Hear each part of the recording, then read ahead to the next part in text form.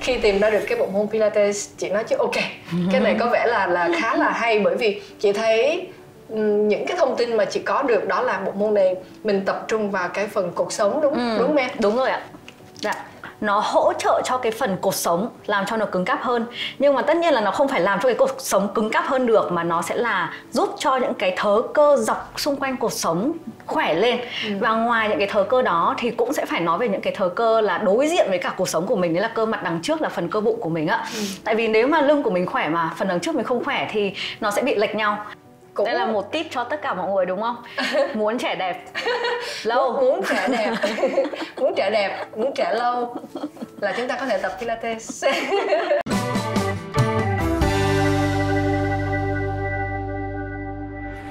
Chào mừng mọi người đến với chương trình Green Love 101. Đây là chương trình dành cho chủ đề yêu bản thân và phát triển tâm hồn. Mọi người thấy không, khi mà chúng ta khỏe mạnh á, thì chúng ta có rất là nhiều cái chọn lựa cho cái việc tập thể dục thể thao cũng như vận động. Đi bộ nè, đạp xe nè, bơi lội nè, tập gym nè. Chúng ta có rất là nhiều các cái chọn lựa, đúng không mọi người? Nhưng mà khi mà chúng ta có vấn đề một cái á, nhất là về cái cơ xương khớp á, là tất cả những cái chọn lựa mình vừa kể rồi á, là nó không có còn bao nhiêu đó nữa đâu. Bình đã từng bị thoát vị đĩa đệm và có cái vấn đề với cái cuộc sống của mình. Và khi đó chắc là cái môn mà Bình còn tập được á, đó là cái môn bơi lội mà thôi. Còn yoga là không tập được nữa rồi. Thì lúc đó là thật sự mà nói là rất khó chịu mọi người, bởi vì muốn làm cái gì cũng cảm thấy bị giới hạn hết trơn. Cũng may là Bình tìm được một cái bộ môn mà nó đã giúp cho Bình cân bằng lại được cái cuộc sống của mình, cũng như là đưa mình trở lại với cái cuộc sống bình thường, những cái hoạt động bình thường. Đó là cái bộ môn Pilates. Và ngày hôm nay thì Bình cũng rất là muốn giới thiệu đến mọi người bộ môn này, với cái hy vọng là giúp cho mọi người có thể có được thêm một cái chọn lựa nữa nếu như chúng ta cần, khi chúng ta có cái vấn đề với sức khỏe của mình. Hôm nay thì Bình có cái may mắn quay lại cái phòng tập mà Bình đã từng tập trước đây cho bộ môn Pilates. Và cũng rất là may mắn là bạn Thủy Vũ, người huấn luyện viên của Bình, cũng có cái thời gian để cùng đến với chương trình Green Love 101 và xin chia chào sẻ mọi với người. chúng ta. Và Thủy cũng sẽ demo với mọi người ngày hôm nay, đúng không em? Dạ vâng ạ. Cảm ơn em đã dành cái thời gian cho cái chương trình Green Love 101 và chia sẻ về cái bộ môn này. Dạ vâng, rất là cảm ơn chị Bình và cảm ơn chương trình Green Love 101 đã mời Thủy ngày hôm nay để tham dự chương trình của mình cho cái buổi tập này. Và thật ra thì trước đây thì khi mà chị đến với cái phòng tập của mình á, lúc đó là khi mà chị đọc được về cái bộ môn này, và chị tìm hiểu về cái bộ môn này và chị đến tập thì rất là háo hức, bởi vì lúc đó những cái chọn lựa của chị cũng không có nhiều được nữa. Đi bơi thì khổ lắm, tóc thì có màu, đi bơi mà xuống hồ bơi thì nó lại bay màu. Cho nên nó là một cái vấn đề mà nhiều khi mình cũng phải suy nghĩ. Cũng như là thật ra mà nói thì hồ bơi không phải lúc nào mình cũng có đủ cái thời gian cũng như có được cái gọi là cái địa điểm mà mình thích để mà mình đến. Cho nên khi tìm ra được cái bộ môn Pilates, chị nói chứ ok, cái này có vẻ là khá là hay, bởi vì chị thấy những cái thông tin mà chị có được đó là bộ môn này mình tập trung vào cái phần cột sống, đúng không em? Đúng rồi ạ. Dạ. Giúp cho nó cứng cáp lại, đúng không em? Dạ vâng ạ. Thì cái bộ môn này có những cái đặc trưng nó rất là Pilates, có nghĩa là nói về những cái lợi ích của môn Pilates nhá, thì đúng như chị nói đấy là nó hỗ trợ cho cái phần cột sống, làm cho nó cứng cáp hơn. Nhưng mà tất nhiên là nó không phải làm cho cái cột sống cứng cáp hơn được, mà nó sẽ là giúp cho những cái thớ cơ dọc xung quanh cột sống khỏe lên. Và ngoài những cái thớ cơ đó thì cũng sẽ phải nói về những cái thớ cơ là đối diện với cả cột sống của mình, đấy là cơ mặt đằng trước, là phần cơ bụng của mình ạ. Tại vì nếu mà lưng của mình khỏe mà phần đằng trước mình không khỏe thì nó sẽ bị lệch nhau. Thì trong cái môn này nó rất là hay ở một cái, đấy là khi trong một cái buổi tập là mọi học viên sẽ được tập cân bằng toàn bộ cơ thể, để mà nó sẽ đưa cơ thể của mình về là khỏe, từ bên phải sang bên trái này, rồi từ về đằng trước về đằng sau, rồi từ đằng sau về đằng trước, và từ trong ra ngoài nữa. Đó. Đó là cái chị rất là thích. Bởi vì chị nhớ là cái thời điểm chị tập khoảng chừng 3 tháng là chị thấy bắt đầu nó có cái sự thay đổi ở cái phần lưng của chị, là nó đã cảm thấy mình chắc hơn rất là nhiều, và mình không có còn lo lắng những cái đoạn mà mình phải cúi, hay là những cái đoạn mà phải di chuyển về cái liên quan đến cái lưng của mình nhiều. Và đến 6 tháng là chị cảm thấy ôi, hôm nay mình khỏe, rất ngon lành. Và cảm thấy rất là tự tin. Đúng là rồi. Tất cả mọi thứ là mình ok. Giống như là trước đó chị cũng đã từng đi châm cứu rồi, nhưng mà thật ra cái châm cứu nó cũng giúp cho một cái gọi là tạm thời thôi, chứ nó không có cho mình một cái giải pháp mà lâu dài. Nhưng khi mà chị tập những cái này chị cảm thấy ok, tức là cái cuộc sống của mình nó bắt đầu nó khỏe dần lên, và nó giữ được như thế. Tất nhiên là chúng ta nên duy trì những cái chế độ vận động sau đó, chứ không có nghĩa là chúng ta dừng hẳn và không tập gì hết. Đúng rồi. Nhưng mà rõ ràng đây là những cái tác động rất là tốt của bộ môn này. Và rất là rõ ràng. Đúng rồi, nó đem cái giá trị vào trong cuộc sống của mình một cách rất là thực tế. Đúng rồi. Thì em nhớ một hôm chị đến và chị có chia sẻ với em là ôi Thủy, hôm trước chị có một cái buổi nói chuyện dài khoảng 5 tiếng hay là hơn 5 tiếng gì đấy. Và chị có chia sẻ là đúng, nhưng mà không thấy mỏi lưng nữa. Mà trong khi là ngày trước khi mà chị bắt đầu làm quen với bộ môn này là chị không thể đứng được lâu được như vậy. Và sau khi tập được khoảng 3 tháng đến 4 tháng là chị chia sẻ với em về kinh nghiệm đó và làm cho em cảm thấy rất là vui mừng. Tại vì đó cũng là một cái mà mình muốn đem lại cho tất cả những cái người học viên á, đến với mình. Đúng rồi, chị nhớ cái thời điểm đó chị vẫn còn làm cái công tác huấn luyện đó. Thì huấn luyện là phải mình đứng lớp mà, thì mình sẽ phải đứng, có những cái chương trình mà nó kéo dài nguyên một ngày như vậy. Thì trước đó rõ ràng là chị bị cái giới hạn là chị không đứng được lâu. Chắc là chị đứng khoảng 1 tiếng thôi, bắt đầu chị bắt đầu đau hết cái phần lưng với cái phần bên dưới. Là chị phải kiếm chỗ chị ngồi.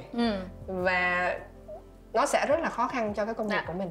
Nhưng mà lúc đó chị nhớ rõ ràng là hôm đó chị đứng một mạch cả ngày luôn mà chị không bị sao hết. Chị nói chứ, lúc đó chị xong việc rồi nha, chị đi ra và chị nói chứ ô bữa nay hay vậy ta, sao hôm nay mình đứng hay vậy ta. Chị nói ok, nhờ có Pilates, mừng quá. Đó là chiều đi tập là khoe luôn với em đó.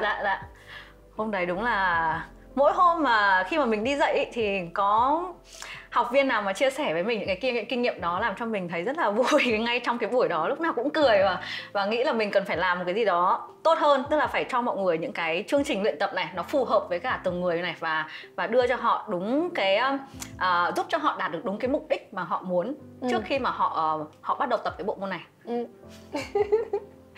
Em hoạt động trong cái lĩnh vực này được bao lâu rồi? Nói riêng về bộ môn Pilates thì đã được 4 năm ạ. 4 năm. Và trước đó thì là em, nếu mà lĩnh vực gọi về thể chất và thể thao thì đã được hơn 10 năm rồi. Tại vì ngay từ khi em còn là cấp 2, cấp 3 là em đã rất là thích chuyển động. Và em bắt đầu tập là tập nhảy. Ngày xưa là con gái nhưng mà mình rất là thích kiểu quay đầu này, xong rồi mình hay kiểu tập một cái bộ môn nó gọi là break dance.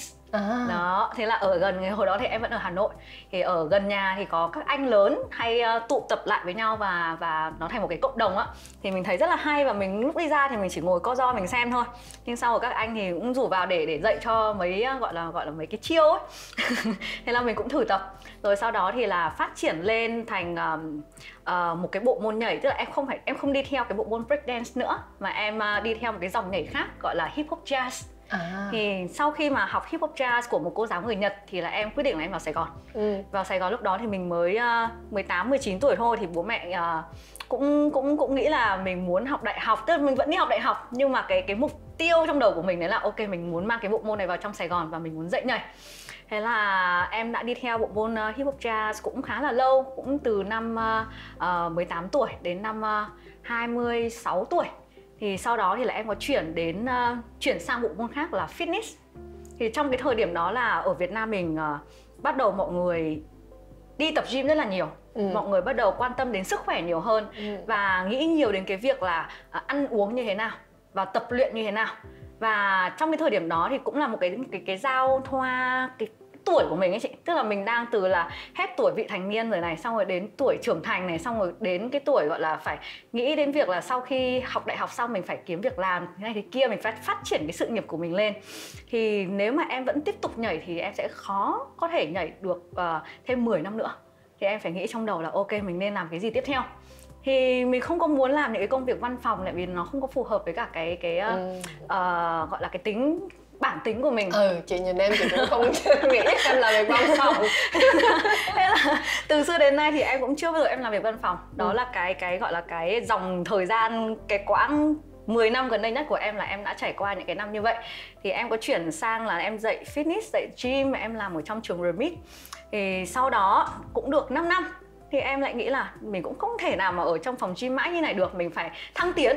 Mà thăng tiến ở gym thì cũng không thể thăng tiến lên thành trưởng phòng hay là một cái gì đó ở phòng gym, đúng không ạ? Mình phải làm một cái gì đó nó có ích hơn. Thì đối với cả cái tính chất của những cái bộ môn về thể chất này ấy, nếu mà không phải về nghệ thuật như là nhảy hay là múa, thì tại vì nghệ thuật là nó đem cho chị cái giá trị về tinh thần, đúng không ạ?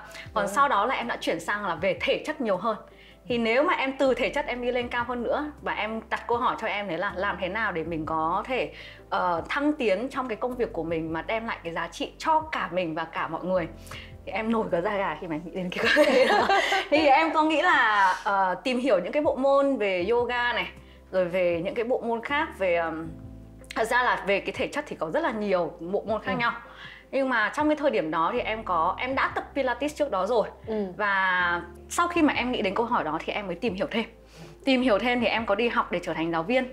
Và sau khi mà đã đi sâu vào trong cái bộ môn này thì em mới cảm thấy là ồ, đây là cái bộ môn dành cho mình.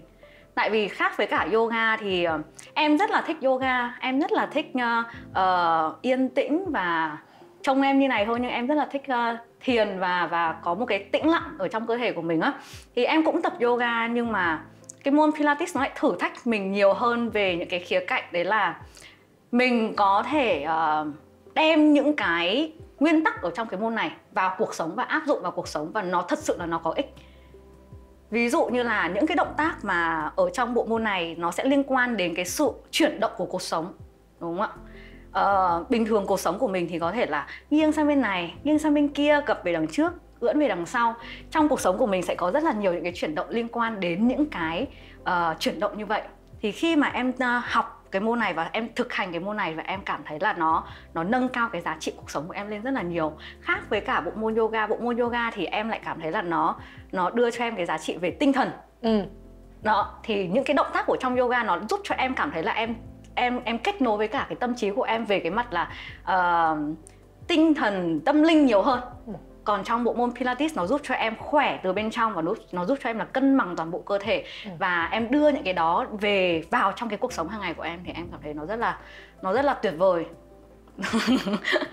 Nói về nó giống như nó là một cái đứa con tinh thần của mình, mà nó không phải là con tinh thần của mình chỉ là đi theo nó thôi, mình chỉ học với nó thôi. Đó.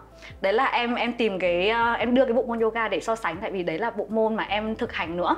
Còn có nhiều cái bộ môn khác, và mỗi bộ môn nó sẽ có một cái điểm mạnh và điểm yếu khác nhau, nhưng mà em chưa có nhiều cơ hội để mà thực hành những cái bộ môn khác, cho nên là em không có so sánh với cả những bộ môn khác. Thật ra chị cũng cảm nhận được cái phần khi mà em hướng dẫn những cái học viên đến lớp của mình á, là cái phần hướng dẫn của em nó khá là đi vào những cái chi tiết, và em cũng giải thích là đối với những cái động tác đó thì nó sẽ giúp cái gì cho cơ thể của mình. Thì thường nếu như mình là một cái người có đam mê, mình có cái tâm, mình tập trung vào cái mình đang làm, thì nó sẽ thể hiện ra những cái mà mình muốn chia sẻ. Chị thấy cái đó khá là hay, và nó cũng là một cái yếu tố mà chị nghĩ chị thích đến cái lớp của em, để mà mình có cái thời gian mình được, giống như mình được cái người huấn luyện viên đó họ tập trung đến những cái phần mình cần cải thiện. Họ biết cái chỗ nào mình cần cải thiện thì họ hướng dẫn mình để cho nó phát triển tốt hơn. Đó là những cái phần mà chị nghĩ nó giúp cho mình cảm thấy từ cái tinh thần lẫn cái thể chất, khi mà mình đến tham gia cái lớp này, nó có những cái lợi ích như thế. Vâng ạ. Rất là cảm ơn chị vì cho em cái ý kiến như vậy, giúp cho em là vẫn phải nâng cao bản thân mình nhiều hơn để đem lại những cái giá trị đó cho học viên. Nhưng mà thật ra trong cái bộ môn này thì nếu mà nói về một cái lớp Pilates chuẩn theo tiêu chuẩn của quốc tế, theo cái tiêu chuẩn của bộ môn này á, thì một lớp chỉ được nhiều nhất là 5 đến 6 người thôi. Tại vì sao? Tất cả những cái hầu hết học viên của em đến đây là họ đã có một cái vấn đề gì đó về cuộc sống của họ rồi. Họ không bị đau mỏi cổ gáy này, thì là họ sẽ bị thoát vị đĩa đệm này, thoái hóa đốt cột sống này, thoái hóa đốt lưng dưới cùng này, và có những người thì là bị đau đầu gối này, hay là bị đau khớp khuỷu tay này. Có những cái bệnh mà mình chưa bao giờ mình nghe thấy, ví dụ như là viêm bao hoạt dịch này. Chính là những cái bệnh đó làm cho họ giảm đi cái giá trị trong cuộc sống. Cho đầu gối đúng không? Đầu gối, tất cả những cái khớp nào chị cũng đều có một cái bao hoạt dịch. Đúng rồi. Vai này, khớp này, khuỷu tay này, đầu gối này. cổ tay cũng có nữa. Thì khi mà người ta đã bị đau như vậy thì người ta sẽ bị giảm thiểu rất là nhiều, bị giới hạn những cái chuyển động trong cuộc sống. Đúng không ạ? Nằm xuống cũng đau, rồi mà nhấc chân lên cũng đau, mà không mặc quần áo được, không đi đâu, không làm gì được. Thì khi mà người ta đến đây, người ta mong muốn đấy là cái gì? Người ta muốn cải thiện cái chất lượng cuộc sống của họ bằng cách là chỉ có cách đi tập thôi. Người ta đã thử những cái bộ môn khác rồi, cũng giống như chị nói đấy là bơi lội này, rồi kể cả đi gặp cả bác sĩ vật lý trị liệu nha. Vật lý trị liệu đó. Rất là tốt khi mà họ tìm được những cái bộ môn đó, tìm được những cái người để giúp họ. Nhưng mà đến cuối cùng cái bộ môn mà có thể giúp được họ, đấy là kinh nghiệm của em, là những cái người mà người ta đã trau dồi và người ta đã đi qua cái bộ môn này và những cái kinh nghiệm trước đó rồi, thì đến cái điểm cuối cùng là người ta chốt ra đấy là bộ môn Pilates là hỗ trợ họ rất nhiều trong cái việc là tập luyện về vật lý trị liệu. Thì với một cái lớp mà với sĩ số đông người ấy, thì rất là khó để cho người giáo viên có thể chỉnh được. Tại vì mỗi người sẽ có một cái cơ thể khác nhau, và mỗi người sẽ có một cái nhu cầu và một cái mục tiêu khác nhau. Mặc dù là người ta đi tập lớp nhóm đấy, người ta đã chuẩn bị sẵn một cái tâm lý đấy là ok, tập lớp nhóm thì có thể là cái người giáo viên này người ta sẽ không có chăm chút được mình nhiều lắm. Nhưng mà không, trong một cái lớp Pilates thì mình cần phải đảm bảo là khi người ta bước ra khỏi cái lớp của mình, người ta về nhà người ta không nên đau cổ, người ta không nên đau lưng. Người ta cần phải có một cái cơ thể dẻo dai hơn, linh hoạt hơn khi mà người ta bước ra khỏi cái lớp của mình. Đó. Nếu mà đi về nhà sáng hôm sau ngủ dậy ôi cổ đau quá, thôi rồi, thủy vũ có vấn đề rồi. Thì đấy ạ. Mà cái bộ môn này của mình á, nó đến từ nước ngoài đúng không em? Dạ đúng rồi ạ. Em có thể chia sẻ về cái nguồn gốc của nó vâng không? ạ. Bộ môn này thì là được giới thiệu bởi một bác tên là Joseph Pilates. Thì Pilates là tên của bác ấy luôn. Bác Joseph, em gọi là bác Joseph luôn nha. Bác Joseph thì là người Đức, và bác ấy sinh năm cụ thể thì em không nhớ là năm bao nhiêu, nhưng là 1880 mấy đó, ở bên Đức. Và khi trong cái quá trình mà bác ấy là trẻ con này, đến khi trưởng thành thì bác ấy là một cái người gọi là có rất là nhiều khuyết tật. Bác ấy bị hen suyễn này, rồi bác ấy bị tật về chân, rồi bị tật về tay này. Thậm chí là có những người bác sĩ nói với cả bố mẹ bác ấy là có thể Joseph là sẽ bị mất rất là sớm trong cái quá trình còn trẻ. Thế nhưng mà không vì là những cái lý do đó, cũng do là gia đình của bác ấy là một cái gia đình phát triển từ nghệ thuật nữa. Tức bố là vận động viên về gym, gymnastics. Còn mẹ thì là bác sĩ về chữa lành cơ thể. Thì bác ấy cũng được ảnh hưởng bởi những cái yếu tố trong gia đình đó, để mà sau này thường lại con nhà nòi. Đúng rồi. Thì bác ấy phát triển cơ thể của mình lên và tập rất là nhiều những cái bộ môn khác nhau. Từ yoga rồi đến nhảy, rồi đến đấm bốc, rồi đến siếc. Đó. Thì và bác ấy cũng tập rất là nhiều cái bộ môn ở bên ngoài trời để mà hỗ trợ cho cái việc bị bệnh hen suyễn của bác ấy về hơi thở. Năm 19 tuổi thì phải, thì bác ấy có chuyển đến Anh. Bác ấy chuyển đến Anh là trước Thế chiến thứ nhất. Thì sau khi trong cái quá trình Thế chiến thứ nhất thì là tất cả bác ấy bị cho vào một cái trại gọi là trại của người Đức ở bên Anh á. Thì ở trong cái trại đó bác ấy huấn luyện cho rất là nhiều người ở trong trại. Và cái thời điểm đó nó cũng là cái, nếu mà em nhớ không nhầm nhá, đấy là cái dịch cúm Tây Ban Nha á. Và làm cho rất là nhiều người chết ạ. 25% dân số của thế giới trong thời điểm đó thì phải. Thì trong cái trại mà bác ấy ở là có 8.000 người. Và tất cả mọi người tập bộ môn bác ấy dạy. Mà lúc đấy là bác ấy mới phát triển cái bộ môn này gọi là Pilates trên thảm nhá. Tại vì lúc đó là không có một cái máy móc gì cả, tất cả mọi người đều là chỉ tập ở trên thảm thôi. Thì khi đó tất cả mọi người vượt qua cái cơn đại dịch đó, và không có ai trong cái trại của bác ấy tập bộ môn của bác ấy mà bị qua đời. Thì nó tuyệt vời như thế nào? Mình không biết lý do là vì lý do gì, nhưng mà cái thông số và cái tài liệu mà bây giờ mình có thể tìm được ở trên mạng á, là cho mình biết được cái sự thật là như vậy. Rồi sau đó thì bác ấy có chuyển đến một cái trại khác, nhưng cũng là ở Anh. Thì trong cái trại đó là một cái bệnh viện, tức là bác ấy chữa cho những cái người, bác ấy tập luyện cho những cái người bị thương ở tay, thương ở chân, rồi bất kỳ ở đâu trong cơ thể. Thì khi ở trong bệnh viện đó thì bác ấy có sử dụng những cái giường bệnh viện nhá. Và bác ấy có lắp những cái dây lò xo ấy. Ở studio của mình thì không có cái giường đó nó gọi là Cadillac.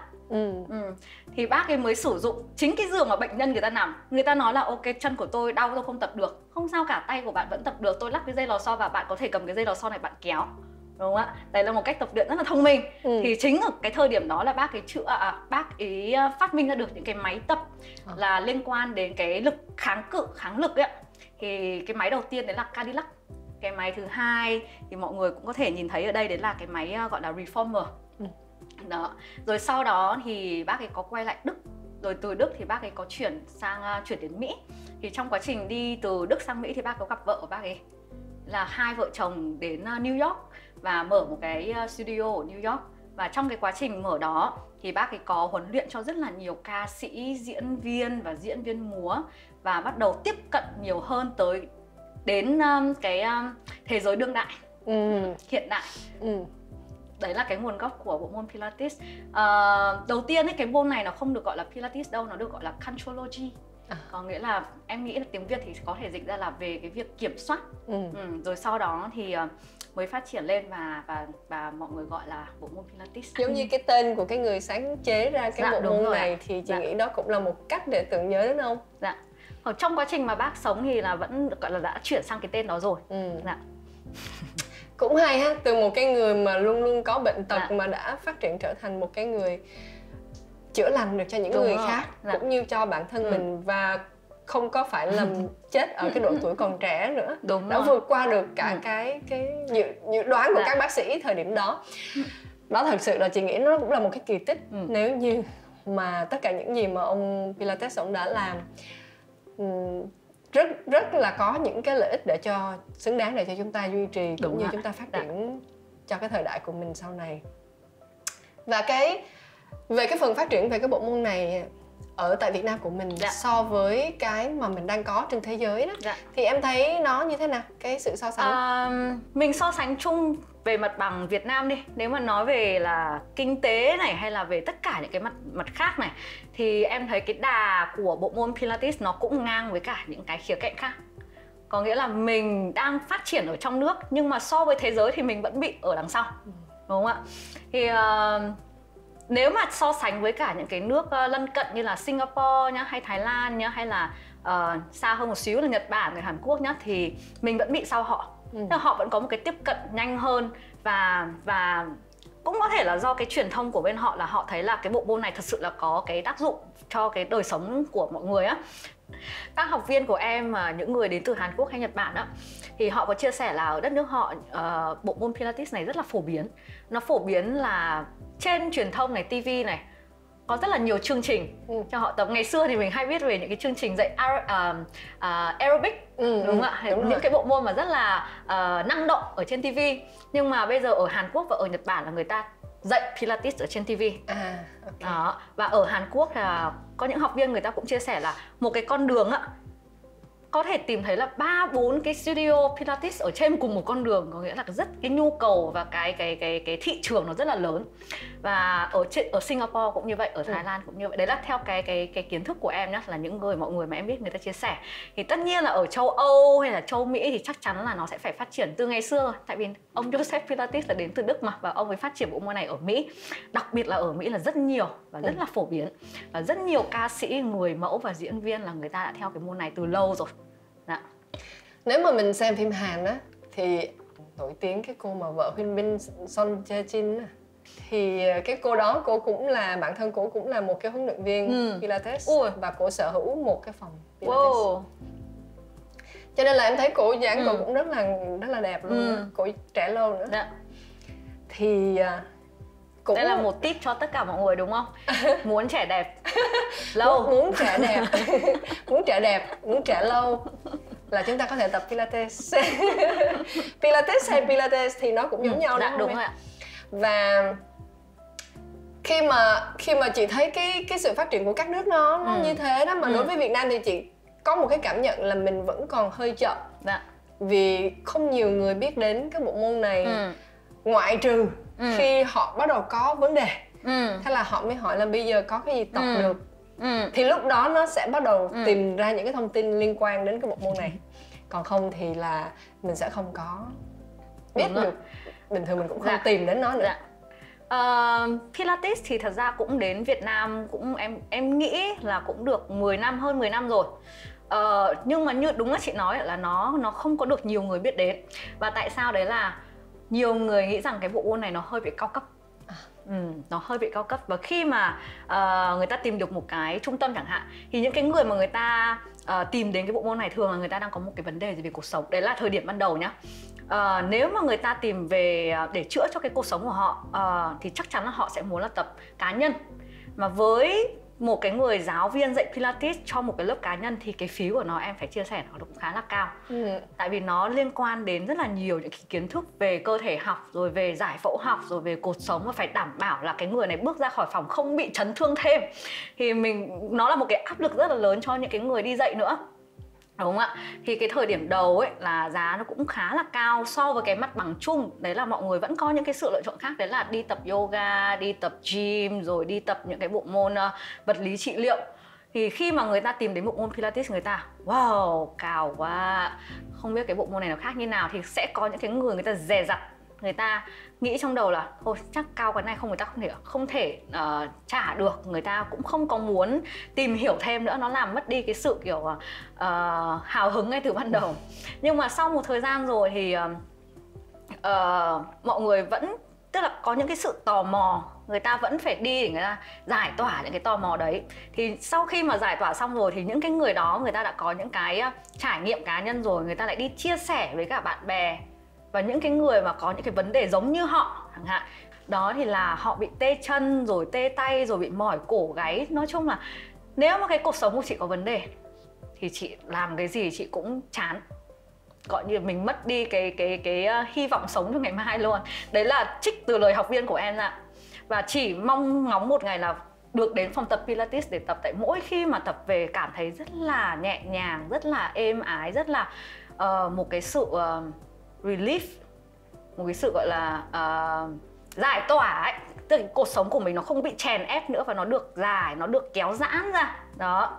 Như vậy thì đối với cái chi phí mà em nghĩ rằng là cao đó, thì là bao nhiêu tiền đối với tiền Việt của mình?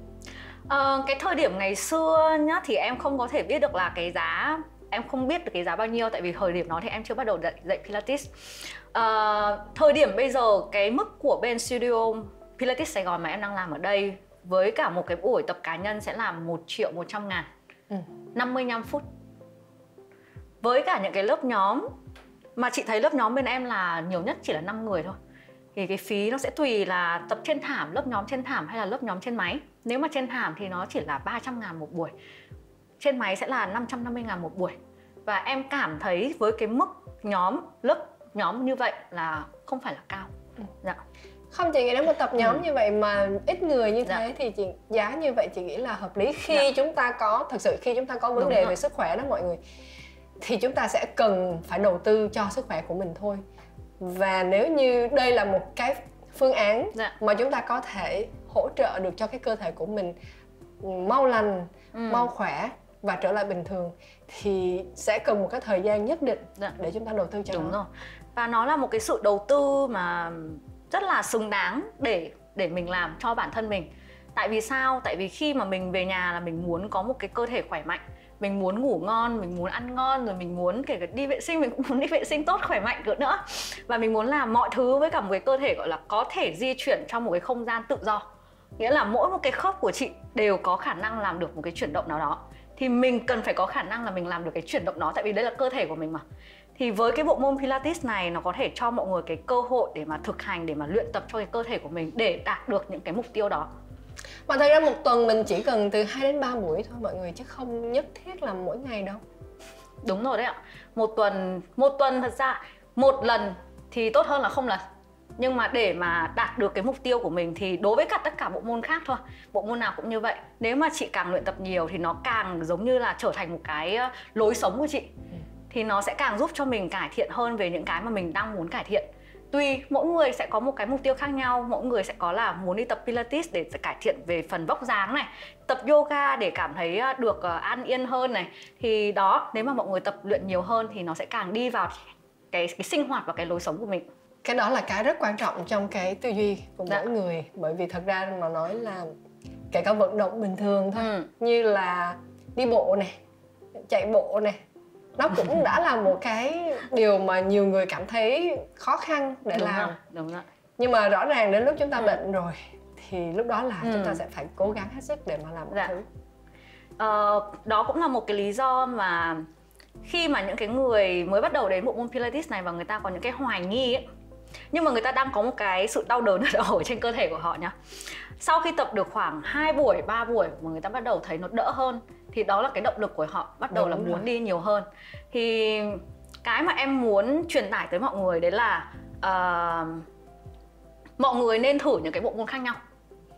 Và sau đó là mọi người tự cảm nhận cái bộ môn đó được thực hành trên cơ thể của mình và cơ thể của mình cảm thấy như thế nào.